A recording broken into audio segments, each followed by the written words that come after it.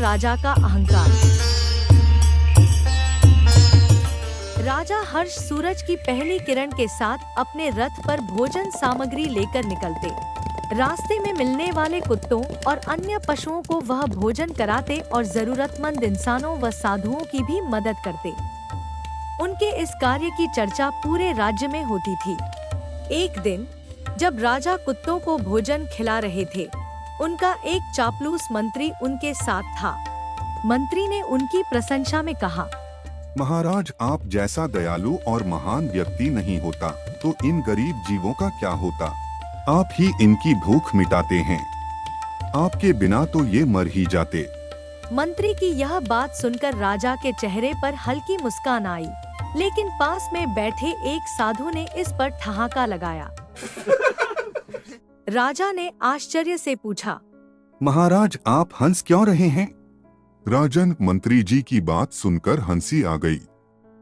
सच तो यह है कि इन जीवों को और हम सभी को पालने वाला वह परमात्मा है। हम सब तो केवल माध्यम हैं। देने वाला असली मालिक ऊपर बैठा है। हमें यह कभी अहंकार वश नहीं सोचना चाहिए कि हम ही सब कुछ हैं। जो भी दें वह प्रेम और करुणा से दें, न कि स्वयं को बड़ा साबित करने के लिए। प्रेम हम लुटा सकते हैं, प्रेम की भाषा सभी समझते हैं। राजा हर्ष ने साधु की बात सुनी, लेकिन उनका अहंकार आहत हुआ। उन्हें लगा कि साधु उनकी निस्वार्थ सेवा पर प्रश्न उठा रहे हैं। साधु की हंसी और उनके शब्द अहंकार वश नहीं, प्रेम वश बांटना चाहिए राजा के मन में घर कर गए। राजा ने मन ही मन ठान लिया कि वे यह सिद्ध करेंगे कि उनके न देने से इन पशुओं और जरूरतमंदों का क्या होता है। अगले दिन राजा ने भोजन सामग्री तो रथ में रखी, लेकिन किसी को कुछ नहीं दिया। रास्ते में कुत्ते उनके रथ के पीछे दौड़ते रहे, लेकिन राजा ने उनकी ओर ध्यान नहीं दिया। भूखे इंसान और साधु की ओर भी राजा ने ध्यान नहीं दिया। उन्होंने यह ठान लिया था कि बिना किसी को खिलाए वापस लौटेंगे, ताकि यह सिद्ध कर सके कि उनके न देने से पशु और मनुष्य कैसे परेशान होते हैं। अगले दिन भी ऐसा ही हुआ। कुत्तों ने रथ का पीछा किया, लेकिन राजा ने मन को कठोर बनाए रखा। कुछ दिन बीतने के बाद राजा ने देखा कि कुत्ते अब कमजोर और थके हुए दिखने लगे थे। फिर एक दिन जब राजा रथ पर निकल रहे थे, उन्होंने देखा कि साधु उसी मार्ग पर बैठे हुए थे।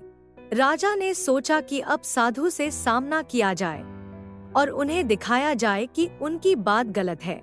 राजा रथ को साधु के पास रोककर बोले, देखो, मैंने कई दिनों से इन कुत्तों को कुछ भी नहीं खिलाया।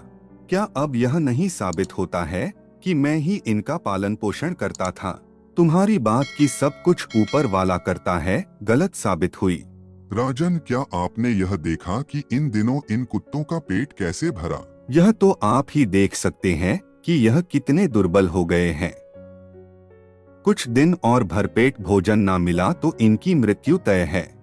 साधु ने शांत स्वर में कहा, मृत्यु और जीवन भी उसी परमात्मा के हाथों में है। अगर इस तरह से इनके प्राण जाने हैं तो यह भी उसका लिखा होगा। मैं फिर कहता हूँ, आप प्रेम बांटे। राजा ने ठान लिया कि वो साधु की बात को गलत साबित करेंगे। अगले दिन राजा हर्ष अपने रथ पर भोजन सामग्री लेकर निकले। मार्ग में अचानक रथ का एक पहिया टूट गया और राजा समेत पूरी भोजन सामग्री उसी स्थान पर गिर पड़ी। राजा घायल होकर जमीन पर गिर गए। उनके पीछे पीछे चल रहे कुत्ते यह देखकर तुरंत राजा के पास आकर खड़े हो गए। कुत्तों ने भोजन को देखकर भी उसे छुआ नहीं। वे राजा के चारों ओर खड़े होकर उसकी चिंता में घबराए से लग रहे थे।